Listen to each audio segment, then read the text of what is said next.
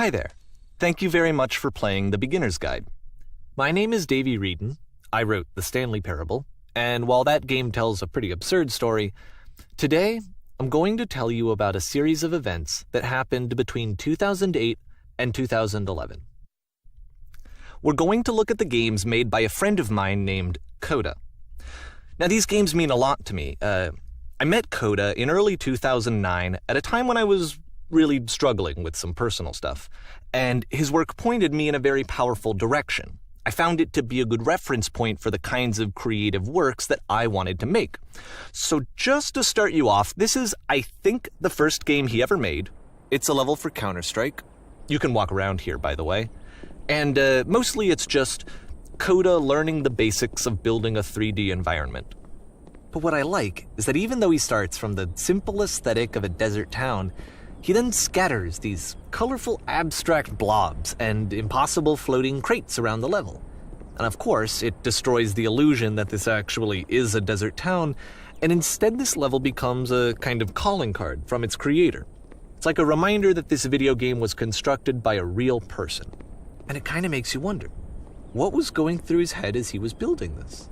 This is what I like about all of Coda's games. I mean, not that they're all fascinating as games, but that they are all going to give us access to their creator. I want us to see past the games themselves. I want to get to know who this human being really is. And that's exactly what we're going to do here. So, it's 2008, Coda starts making these games, and he never releases any of them. He doesn't put them onto the internet, he just makes them and then immediately abandons them, and they sit on his computer forever. And I think he really understood this image of himself as a recluse. At one point, he jokingly renamed his computer's recycling bin to Important Games Folder. So, this was just how he worked. He tended to crank them out one after the other without even really pausing to try to understand what he had just made, until suddenly one day, he just stopped. In 2011, that was it. He made his last game, and then he hasn't made another one since. And that's why I've taken this opportunity to gather all of his work together, is because I find his games powerful and interesting, and I'd like this collection to reach him, to maybe encourage him to start creating again. And if the people like you who play this also happen to find his work interesting, then I'm sure it'll just send that much stronger of a message of encouragement to Coda. So thanks for joining me on this. If you have a particular interpretation that I haven't mentioned here, or if you just need to get in touch, you can email me at daveywreden@gmail.com. Okay, that's about it for introduction. Let's take a look at Coda's first proper game. As each game is loading, I'll show you the date that it was completed. This first one was made in November 2008.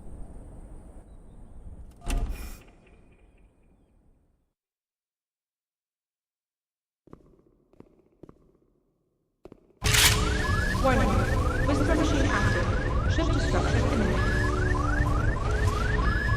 This game is called Escape from Whisper, and it's one of the more generic games you'll see from Coda.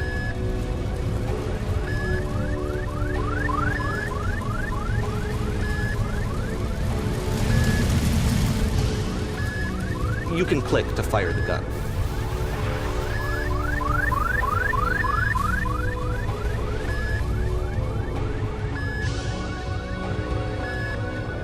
Security call breached. Hostile alien life form inbound.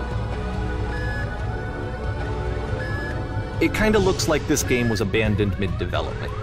For instance, you have this gun, which you'd think would indicate that there are supposed to be monsters or enemies somewhere, but then clearly there are no enemies anywhere. You can't even reload the gun when you run out of bullets.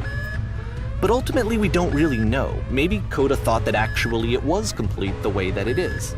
And I think that we should talk about his games for what they are, rather than for what they're not. Enemy force I love how you can see the bottom of the universe from this room.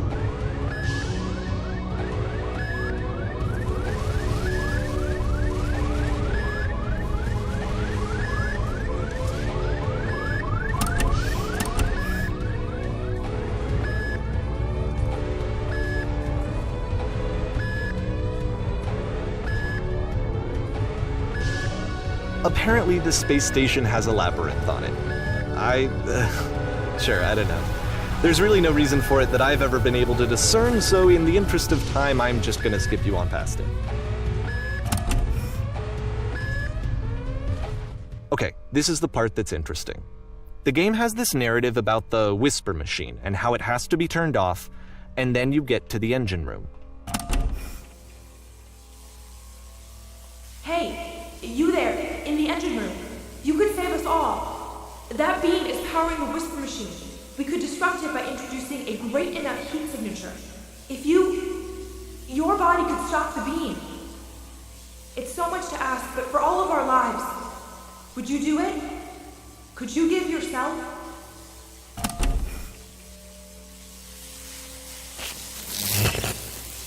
Let me pause here for a second.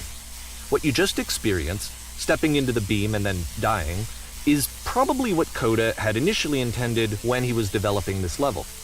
But when he first compiles and plays it, something goes wrong. There's a bug somewhere. And this is what happens instead.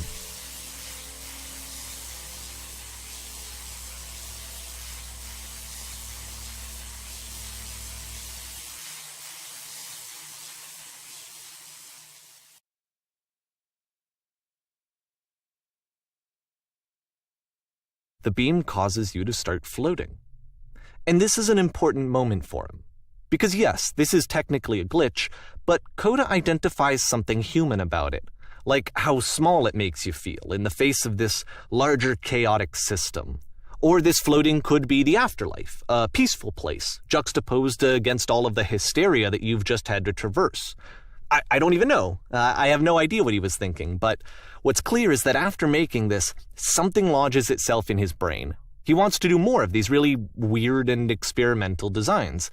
So he stops work on this and moves on to a stream of tiny little games that go in all sorts of directions. Let's go ahead and take a look at the first game he made after leaving this one behind.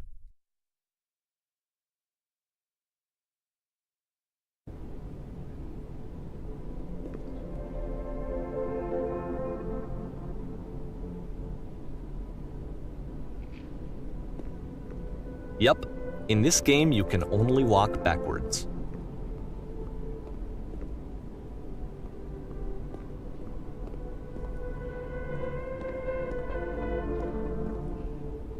So it's a short and relatively minimalist experiment combining motion and narrative.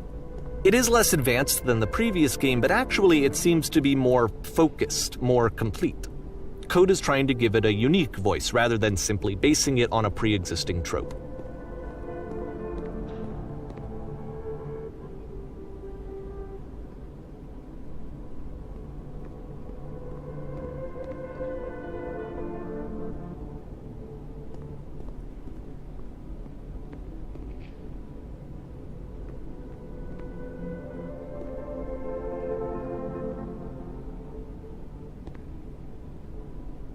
It's a short little thought, it says what it wants to say, and then it ends. Didn't need anything more than that. Which to me is why it works, because it gets out quick. Okay, next one.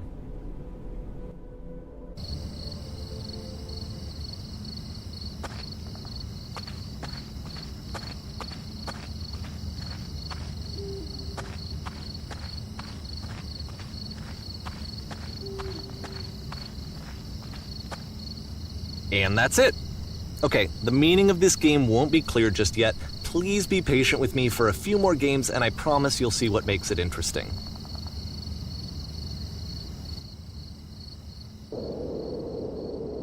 Oftentimes, Coda would put bizarre titles like this one at the start of his games. I wish I'd known him at the time that he was making these early games. He would really only talk to me about his work as he was making it. Once he stopped work on a game, that was it. It was dead to him. And I don't agree with that at all, but what are you gonna do?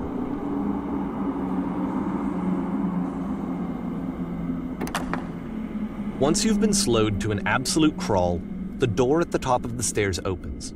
So why, if Coda's not showing these games to anyone, why bother opening the door at all? Well, to show you, I'm modifying the game here so that when you press enter, it'll bring you back up to full speed so you can enter the door for yourself.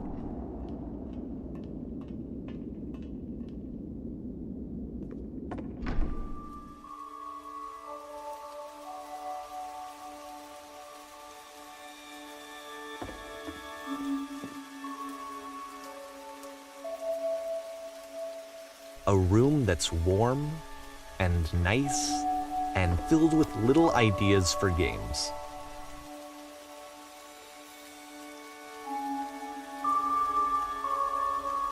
Coda would often tell me that he didn't mind if people thought of him as cold or distant.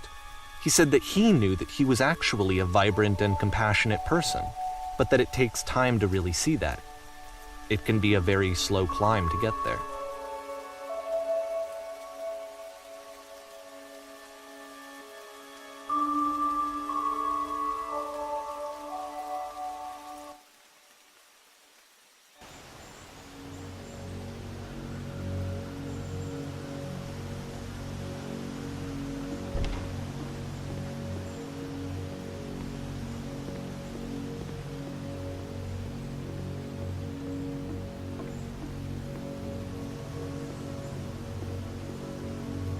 Well, this is new for Coda. It's an actual puzzle. Go ahead and see if you can solve it.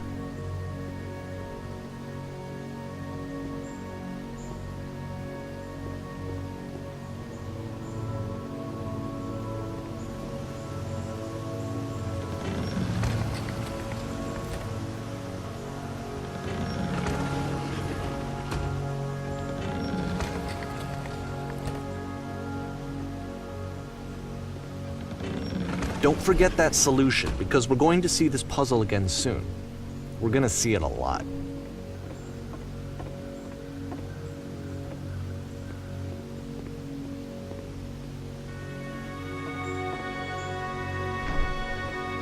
So that seems to be it, right? You walk down a corridor, you solve a puzzle, you get to the end. Simple enough. All right, now I'm going to modify the game again so that when you press enter, it'll remove all of the walls from this room.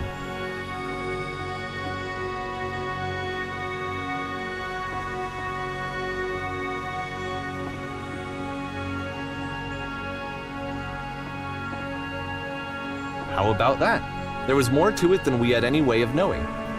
I actually find it funny that this game comes after the Stairs game, since they essentially convey the opposite idea. So, in the Stairs game, a dull exterior concealed a rich interior. And then, in this level, a dull interior hides this fantastic outer world. Either way, I think that the point is the same, is that most of the time you don't get to know what you're missing, or even that you're missing anything. That's not your role as a player. So if your role here is not to understand, then what is it?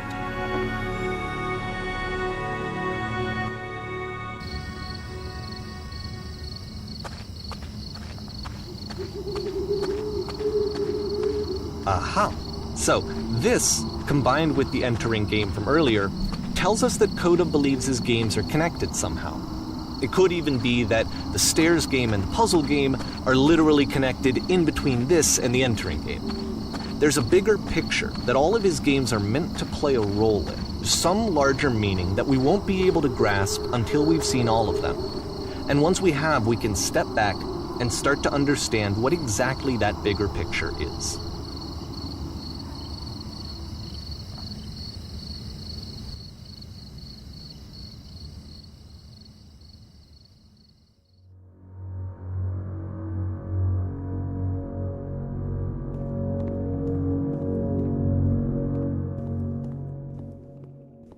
Let's talk about video game development for a second. Every video game runs on what's called an engine, which determines what the game can and cannot do. So in other words, the engine is a set of tools for game development.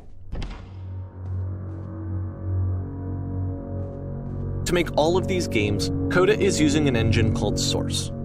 Like all engines, Source has certain things that it does well, and it has certain things that it does poorly. One of the things that it does very well is boxy linear corridors. That's why so many of Coda's games are set in these large, flat, empty rooms, is just because he's working with what the engine does well. The tools available to the creator shape what kinds of creative work they're going to end up making. You might consider paying attention to the architecture in Coda's games to notice how they seem to stem from an engine that's very good at producing linear, boxy corridors.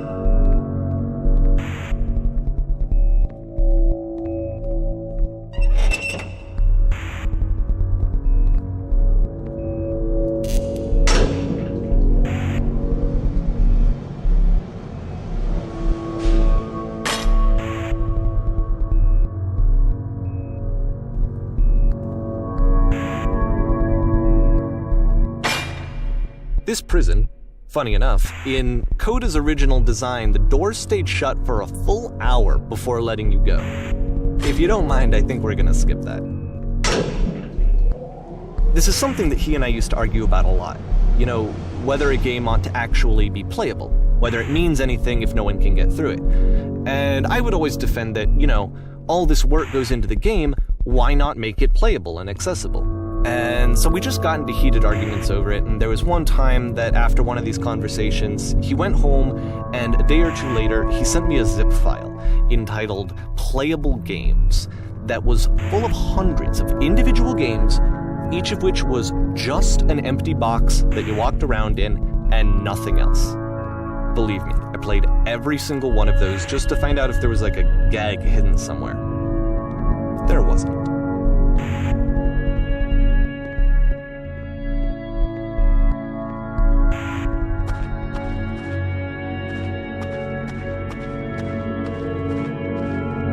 It's the puzzle again, with the exact same solution as the last time.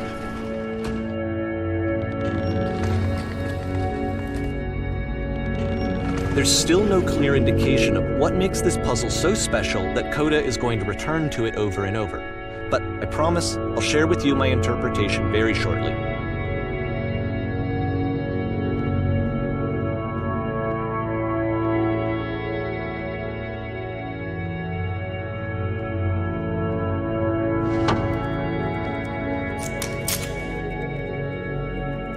Here, Coda begins using a kind of dialogue system that he fashioned out of the engine's chat capabilities. Use the 1, 2, 3 buttons on your keyboard to respond.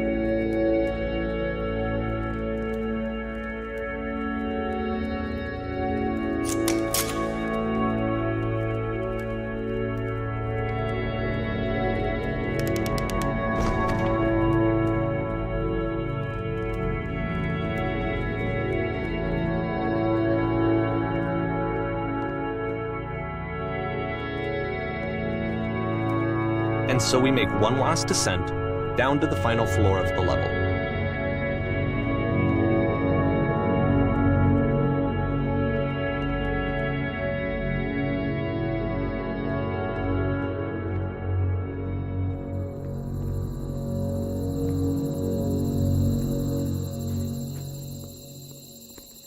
It's a lamppost. Okay, I can't tell you quite why, but for some reason, Coda fixates on this lamppost. It's going to appear at the end of every single one of his games from here on out. I'll tell you what I think. I think that up to this point, he's been making really strange and abstract games with no clear purpose, and maybe you can only float around in that headspace for so long. Because now he wants something to hold on to. He wants a reference point. He wants the work to be leading to something. He wants a destination, which is what this lamppost is. It's a destination. We're going to see it in the work as well. His games are just going to become a lot more cohesive, a lot more fully developed, with more of a clear idea behind them. And as we go, that idea will get clearer and clearer and clearer.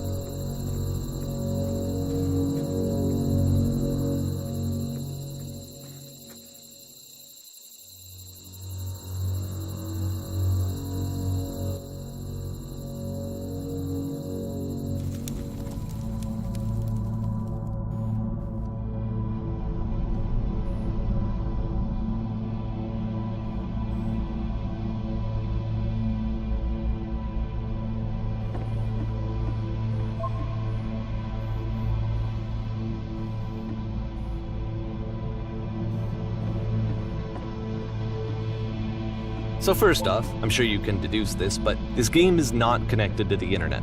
All of the notes that you're gonna see have been written by Coda. This was actually the first game of his that I ever played.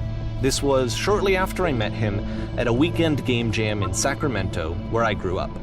I saw him working on this very level, and it was just so different from anything that anyone else was doing. So right away I was like, I have to be friends with this person. In retrospect, I think I was probably a bit too pushy, trying to get his attention. I was over-enthusiastic. But he was very gracious about it and very patient with me. And I cooled off eventually. Oh, feel free to skip over any of these notes if they're not doing anything for you. Nothing extra is going to happen if you read all of them. Either way, to me they convey a sense of loneliness. I see this person who's filled with thoughts and feelings and beliefs and has no way to express them except as scattered and unheard voices in a game that wasn't meant to be played.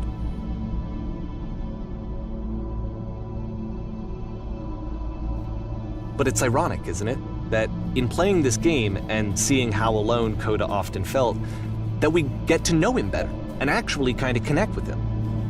And I have to be honest with you, this idea is really seductive to me. That I could just play someone's game and see the voices in their head and get to know them better and have to do less of the messy in-person socializing. I could just get to know you through your work. I think this is why I always liked Coda's games so much, is because it felt like they let me have that connection. I felt as though he was inviting me personally into his world. And then I feel less lonely too.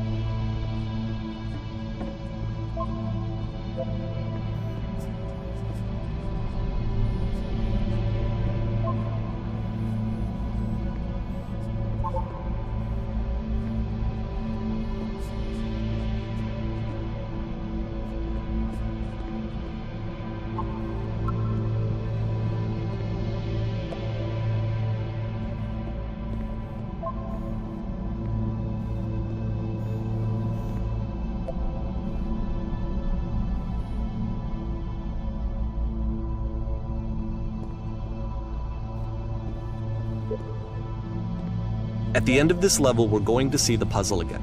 And here, I'll tell you what I think the puzzle means. Each of these games represents an idea that was on Coda's mind at the time that he was making it. And the puzzle is a way of closing the door on a previous chapter of his life before moving on to the next one.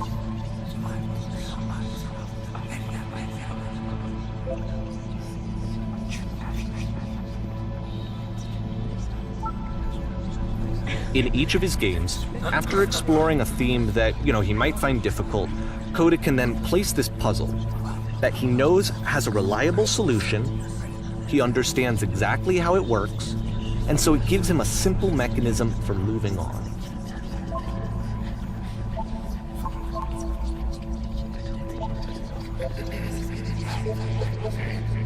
And because there's this dark area between the doors, a space between spaces, before you move on, you get to pause. Just for a moment, a few seconds to reflect on and let go of the events that led you here. To step back and connect the pieces together. To grasp at that elusive bigger picture.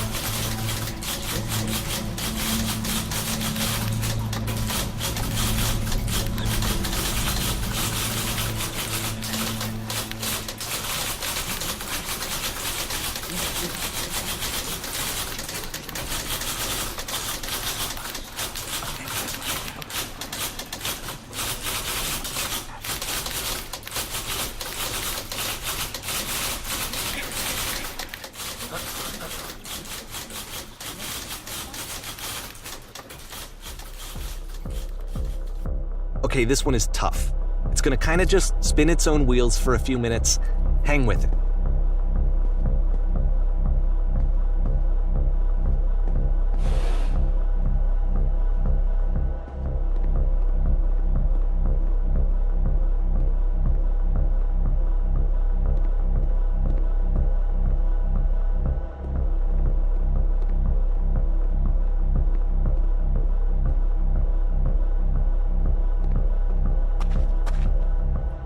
See, like, this is it, the whole game, and there's nothing that's particularly interesting about it. You just walk to the end of a hallway. Except, for some reason, Coda gets really fixated on this prison that has all of this modern furniture. And I don't know why, but he decides he needs to revisit this prison. He's gonna start over, use the same assets, turn it into something else. Okay, cool, here's version 2.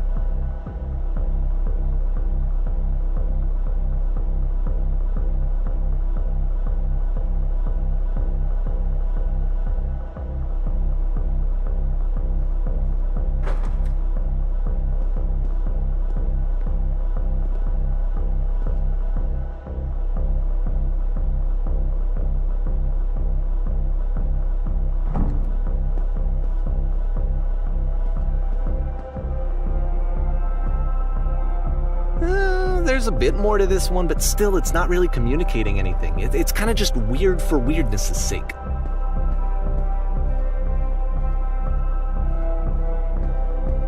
So okay, he throws it out and starts over. This time he comes at the prison idea from a different direction.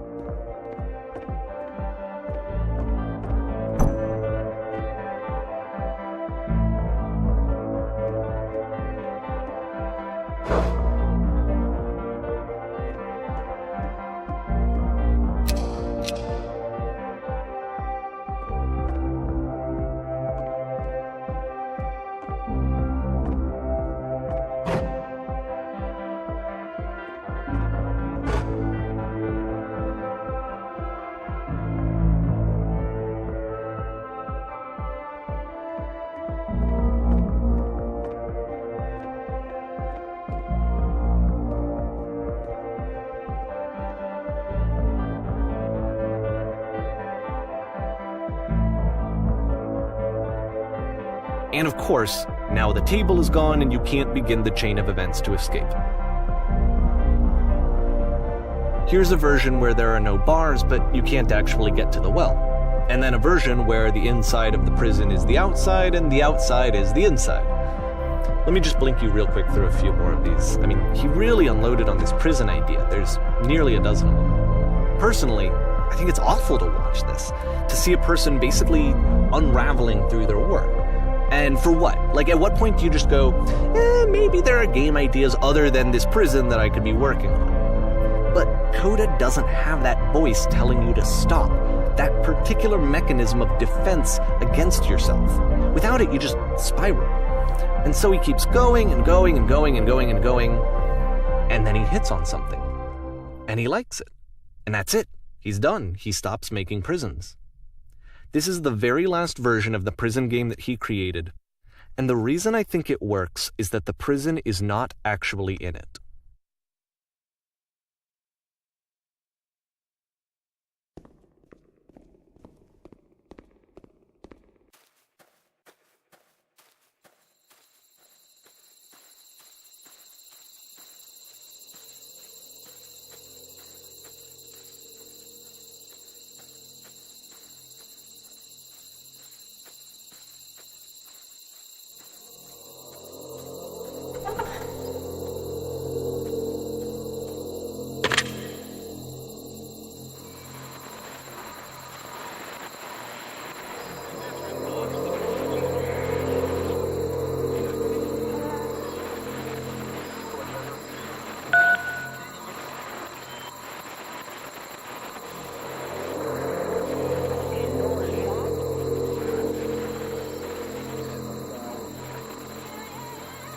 It's a conversation. And so this is what Coda wants, is to be able to talk to someone, to share what's on his mind, and to get some good advice from someone who knows. But the irony is that even in this scenario, you're still talking to yourself. You know, all of these games so far are Coda talking to himself.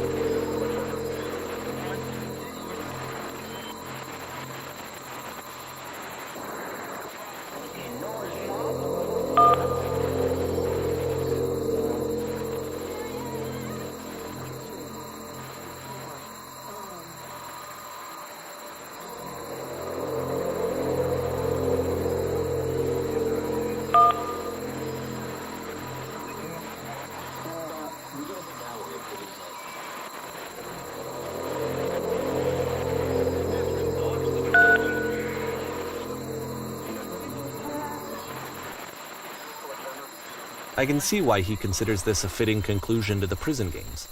After all of the obsession and frustration, just to be told by someone you can trust that things are going to be okay. Wouldn't that be nice?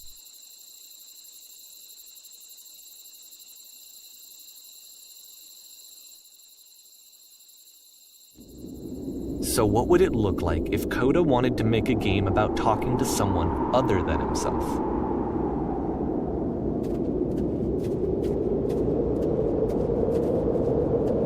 To me, this environment is meant to represent Coda's puzzle, with the two doors on either side and a dark transitional space between.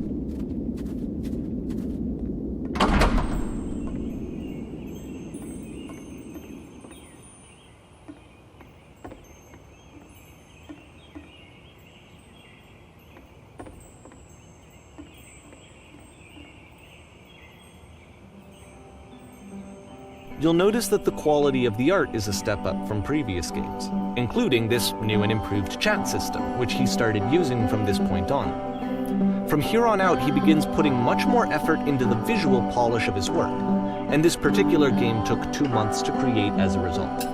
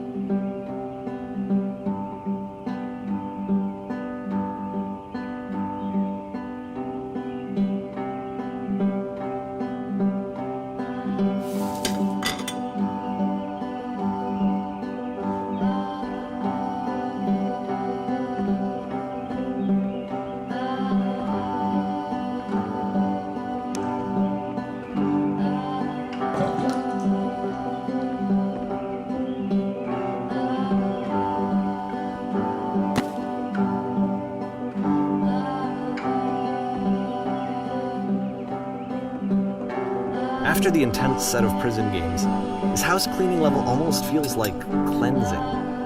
It's the moment after a particularly difficult or traumatic experience where you just need to let it sit and digest inside of you, and eventually cohere into something meaningful.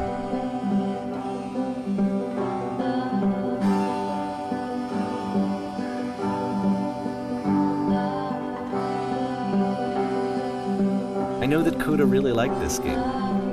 Of all of his work, actually, this was the only one that he called me up to ask me to come over and look at it. This was during a period of a few months where he was like grossly happy all the time, just walked around with a constant smile on his face.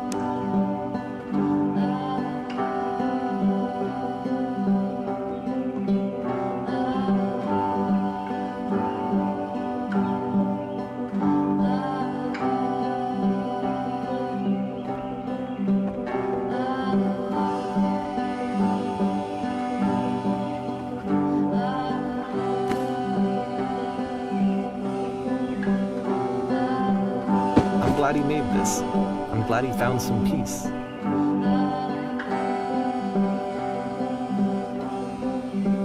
But, of course, it can't last. The music stops, your companion is gone, it's time to leave. The door at the top of the hill is now open as well. Again, you can't stay in the dark space for too long. You just can't. You have to keep moving. It's how you stay alive.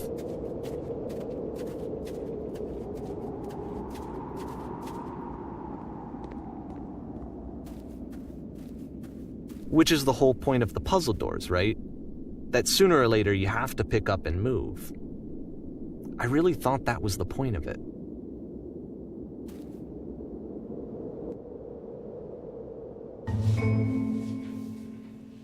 This one gets a bit goofy.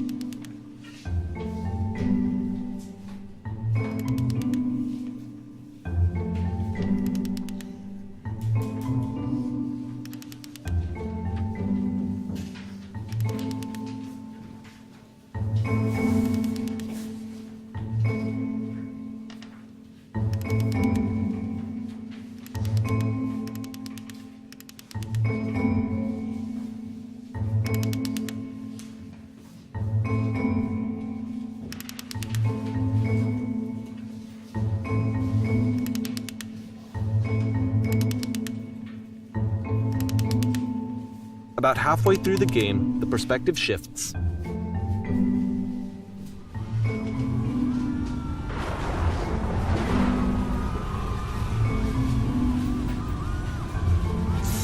And you play as the teacher. And suddenly, you discover that your teacher is just as bigoted and afraid as you are. Oh, and also you can move around the classroom now.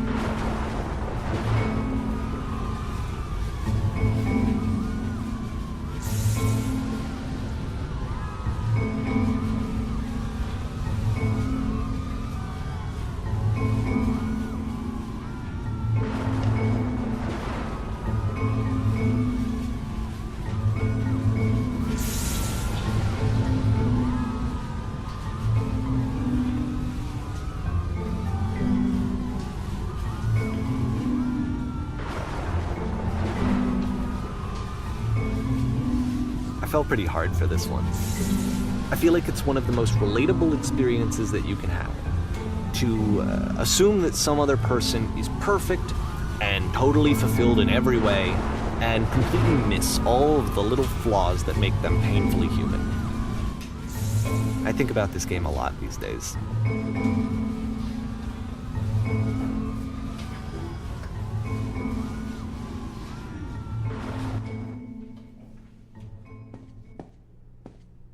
This one took a lot longer than all the others for Coda to make. It was 4 months between this and the last one. That's twice as long as it took him to make any other game before this, and it's not like it's particularly complex, so I remember I found that a little strange at the time.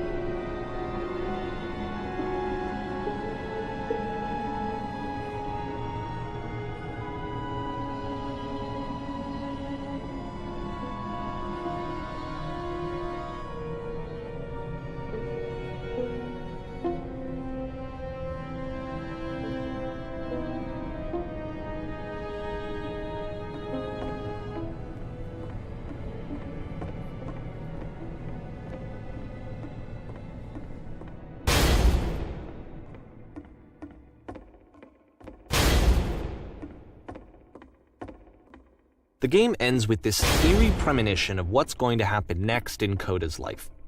The solution to social anxiety, to fears of having to perform and having to chase success, the answer for Coda is to withdraw, to hide himself away. Which is what leads to scenarios like the stairs that slowed you down several games ago, where it just becomes harder and harder to access Coda's inner landscape because he keeps retreating. He just keeps backing away from possible connections to anyone other than himself.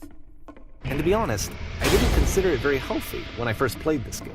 You know, it looked to me like he was trying to justify the idea of just disconnecting yourself from the world.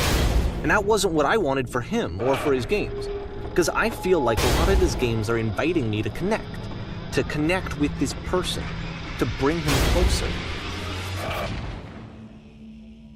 But what can you do? After this, Coda went off and took another 5 months to make a new game.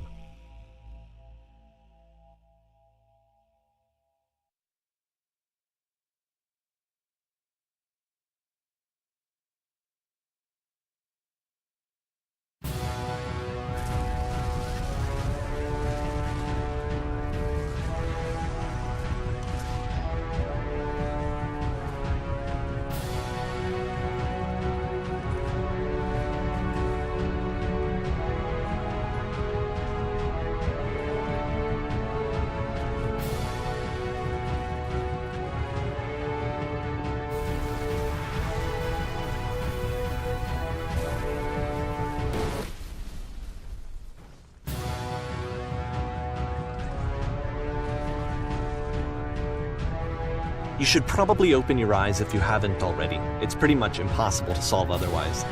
And there is a solution, by the way.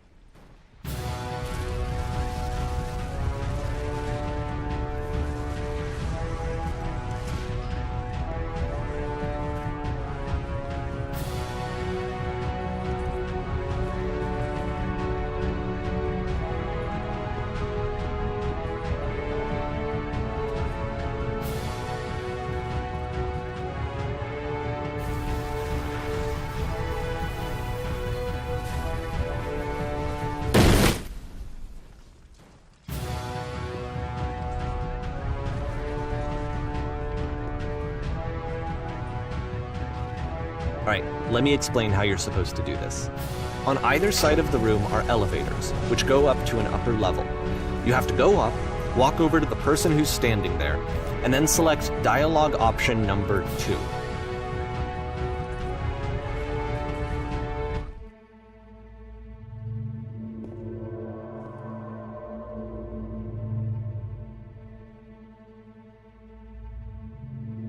Like I said, I was getting concerned. First off, he's never been this explicit in his work about exactly what he's thinking. So where's that coming from? But then even weirder, his work has potentially stopped being an outlet for him. Not like he's having trouble iterating on ideas, but he literally just can't think of new ideas anymore. And in person, he was being a lot more distant than usual. Like, you know how sometimes a person will just deflect anything that you say in order to keep themselves disconnected all the time? It was that kind of thing. Here was the point in my relationship with Coda where I really started to wonder if he needed my help in some way. His games are going to get more desperate from here on out. After this game, it's almost 6 months before he finishes something new.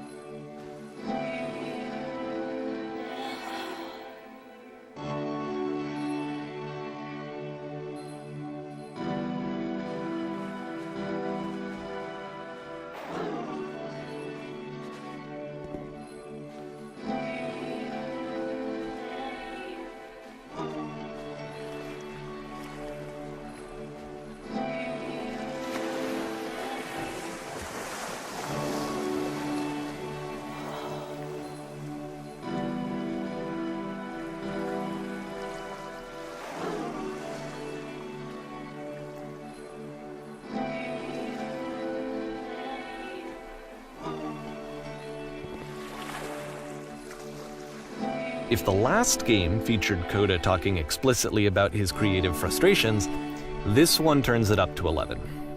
Now, put yourself in my shoes playing this. Here's a friend whose work is exhibiting signs of struggle, frustration, anxiety, depression, even. And yet, still, he keeps making games. He keeps throwing himself into the grinder even when he clearly doesn't have the energy for it anymore. Why? What is it for? Because from my perspective at the time, and just what I knew of him, this was a result of how isolated he was. He was in his own little bubble, just sitting at his computer all day, not really showing these games to anyone, not releasing them onto the internet, and so he didn't have anyone outside of himself to connect with. He had no outlet to ground himself on.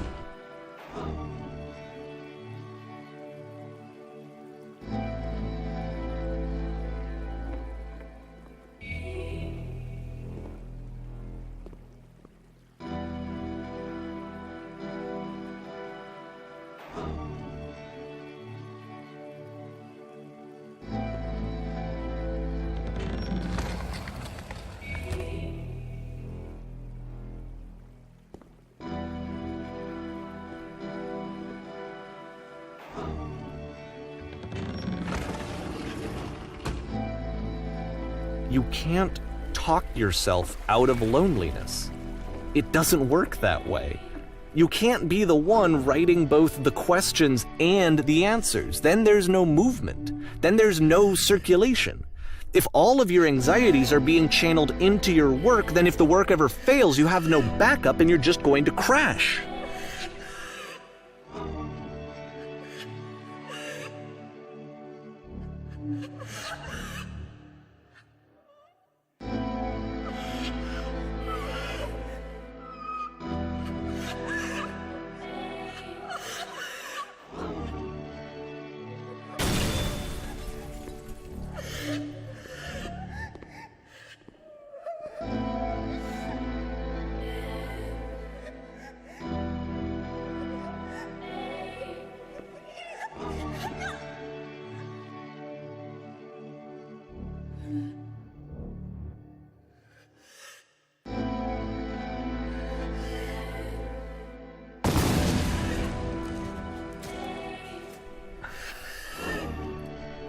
Seeing this game at the time that he made it, it looked really unhealthy to me. I was watching him do this to himself, and I hated it. I hated seeing him so trapped. It's like, video games are not worth this amount of suffering. This is someone I really cared about, and I used to get so much joy out of seeing him create. For him to suddenly become angry and frustrated like this, it was the worst thing for me.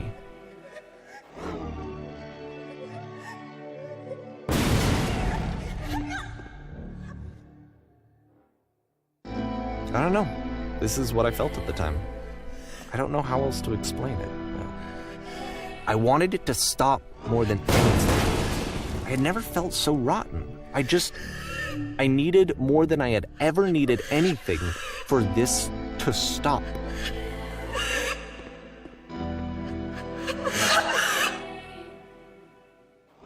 But it didn't stop. After finishing this one, Coda takes another 7 months and comes up with a new game.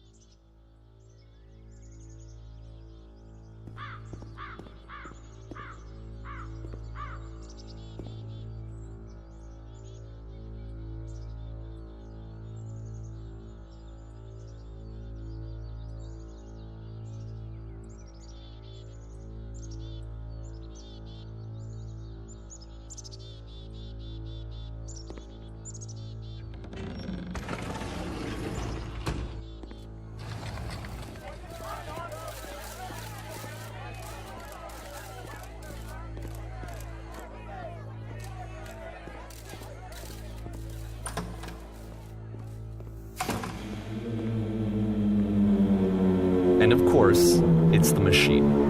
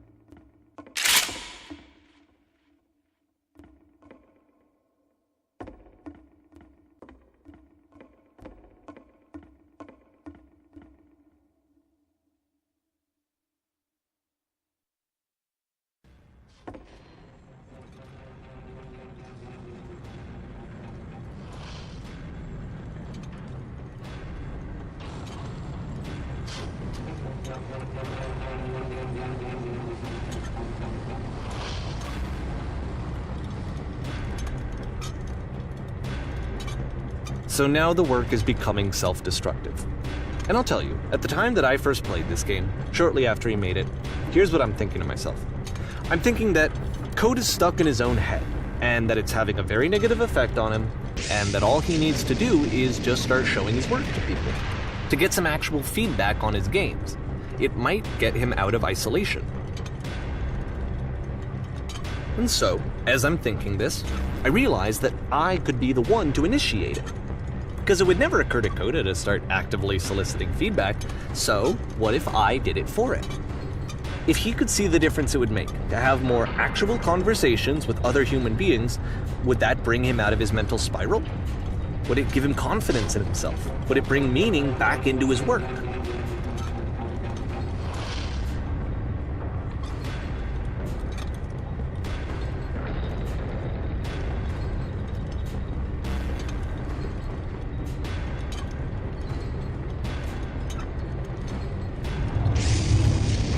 So I started showing Coda's work to people. I took this one, and the islands which you just played, the theater, the notes, the house cleaning game, and some of the prison escape games. I brought them to people that I knew and trusted. I asked their opinions. And the great part is that they really loved his games. You know, the point of it all was just to give him some external reference point, but they genuinely loved his work. There was nothing for him to be afraid of.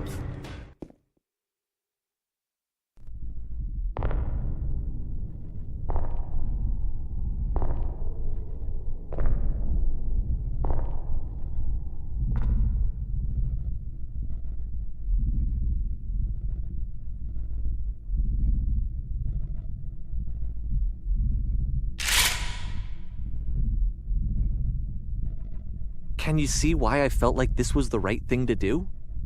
Because it's the thing that I always feel like I need, to be told that my work is good, that I am good.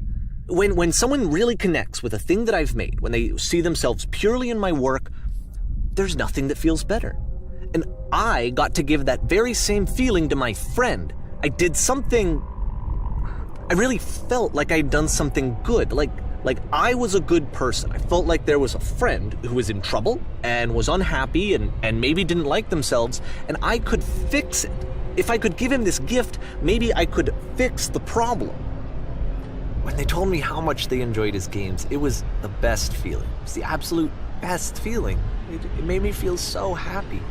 So beautifully, beautifully happy.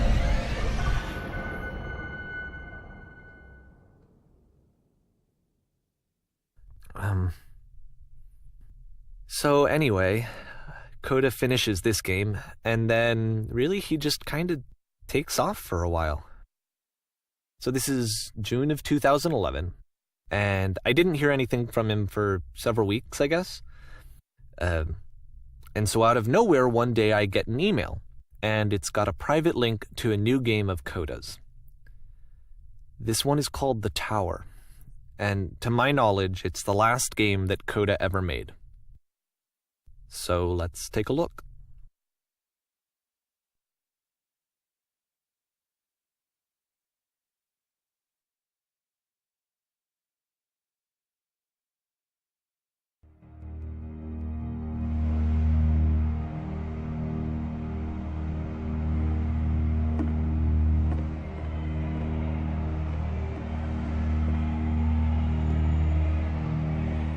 And this is where I have trouble saying anything meaningful about Coda's work.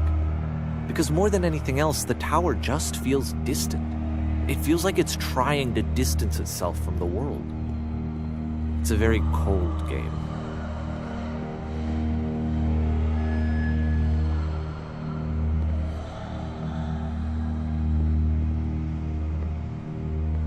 This room actually has a maze in it. Except that all the walls of the maze are invisible. And then every time you touch one of the walls, there's this awful flashing and noise, so the experience is really miserable. The game goes beyond not being meant to be played, it actually seems to despise the player for trying to play it at all. But I do want to show you the rest of the levels, so when you're ready to continue, press enter, and I'll put a bridge over the maze.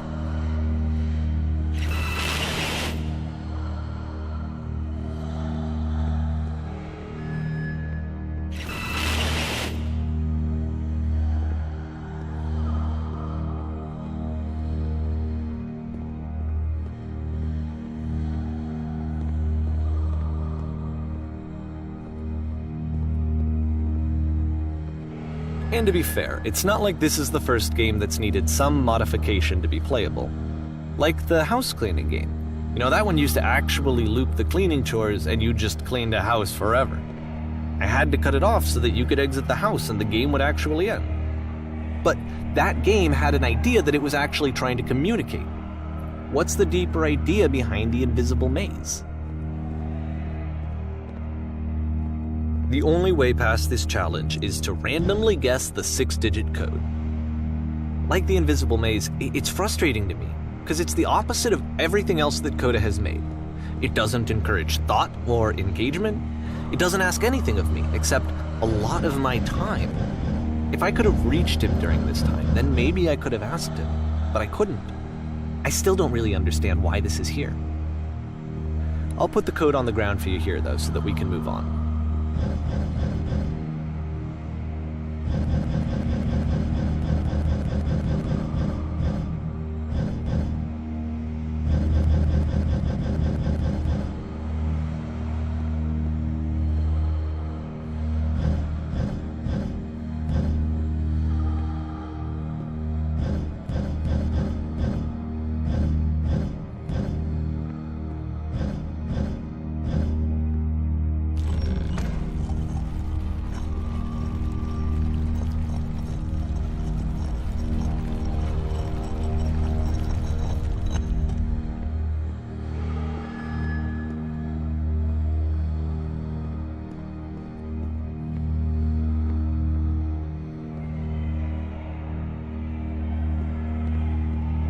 The switch to open this door is actually on the other side of the door, meaning that it's literally impossible to solve from this side.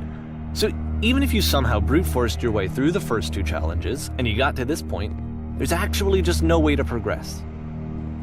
And it's scary for me, the idea of Coda cutting himself off entirely, just saying, you know, that's it, that's the end of the conversation, not giving me any way to fix the problem. I feel like a failure, I guess, when I can't fix the problem. But I can open this door for you, so let me do that. Was I a failure for not understanding this game? I mean, I don't know why I would be. It's not like everything needs to have a solution, but I feel it somehow. I feel like I failed, and I don't understand why. I remember, it's June of 2011. I'm playing this for the very first time. And as I'm playing, I'm thinking to myself, I don't know this person. I have no idea who this person is. It wasn't the guy I knew, it wasn't my friend. I had come to so many conclusions from looking at all of his work up to this point, and then suddenly none of them... I had been trying to, though. That was the thing. For years I was trying to get to know him, to understand who he actually was and what he stood for. I asked him so many times to please just tell me what his games mean to him. I asked him please to tell me what the 3 dots mean. And he wouldn't.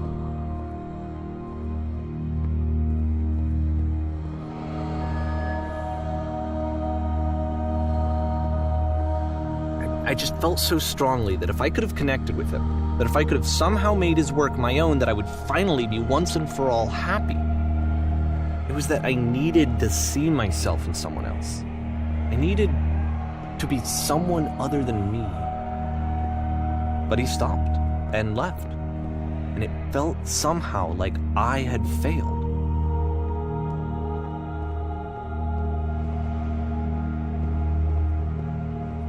Where did I screw up?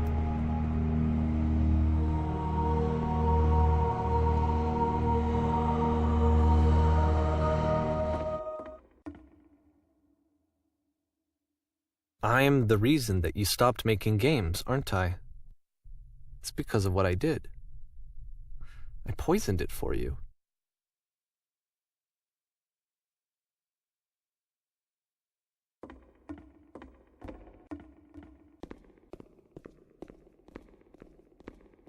I don't think I ever told you this, but when I took your work and I was showing it to people, it actually felt... it felt as though I were responsible for something important and valuable.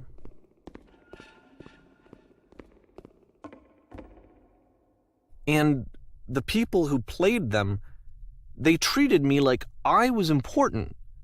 They really listened and cared about what I had to say. Even though I was showing your work, I felt good about myself. Finally. For a moment, while I had that, I liked myself.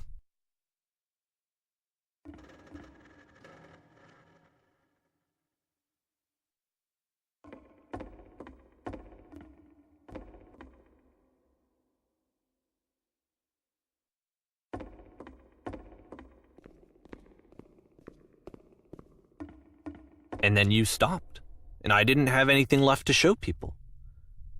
I just had to be with myself.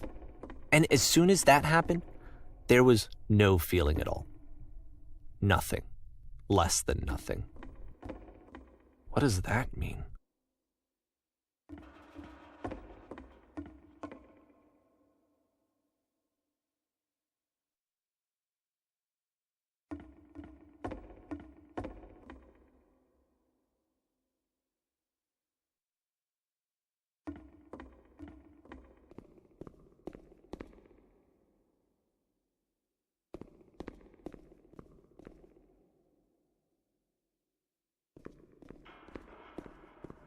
I'm afraid that I did something really stupid because I don't like myself.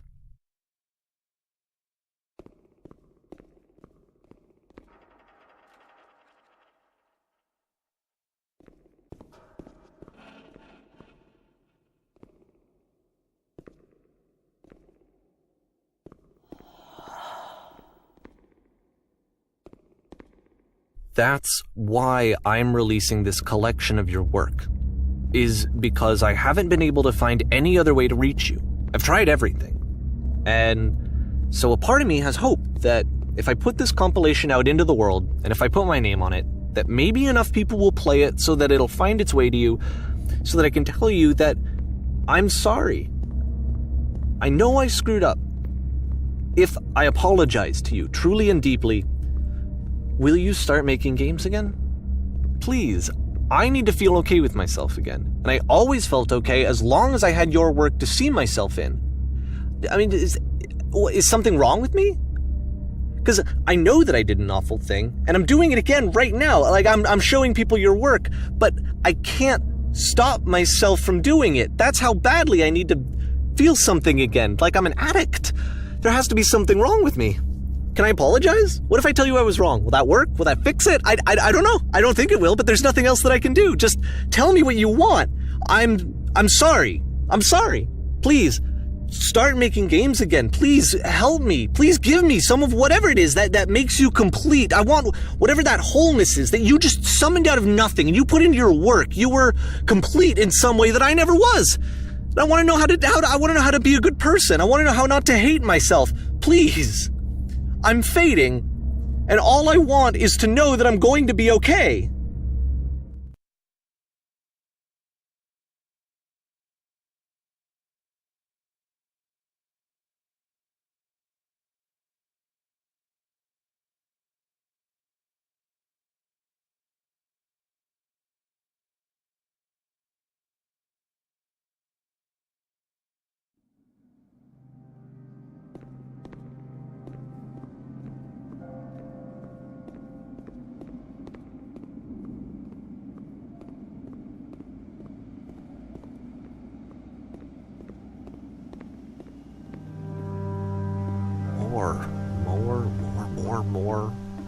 More love, more praise, more people telling me that I'm good.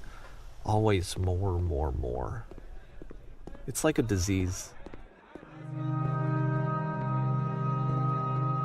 Solution.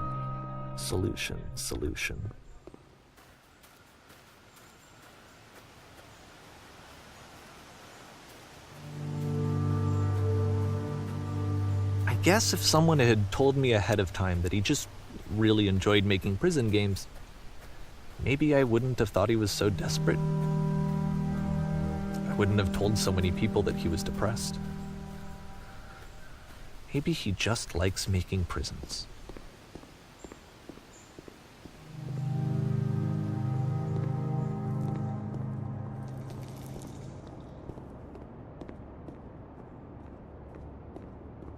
Even now, the disease is telling me to stop. Don't show people what a shitty person you are. They'll hate you.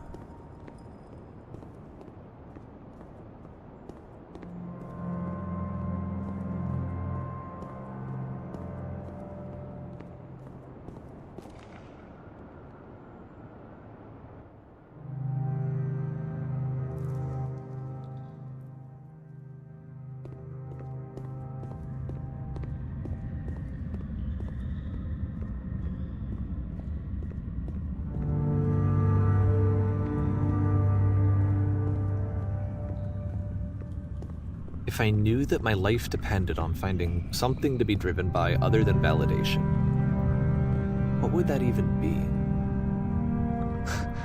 It's strange, but the thought of not being driven by external validation is unthinkable. Like, I actually cannot conceive of what that would be like.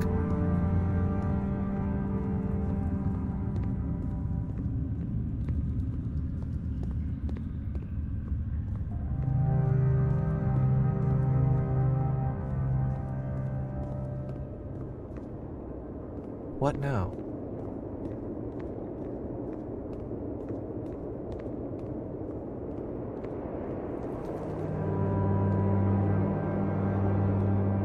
I think I need to go. And I'm sorry, because I know that I said that I would be here and I would walk you through this, but I'm starting to feel like I have a lot of work to do. I have a lot that I need to make up for, and so I'm just gonna... Okay.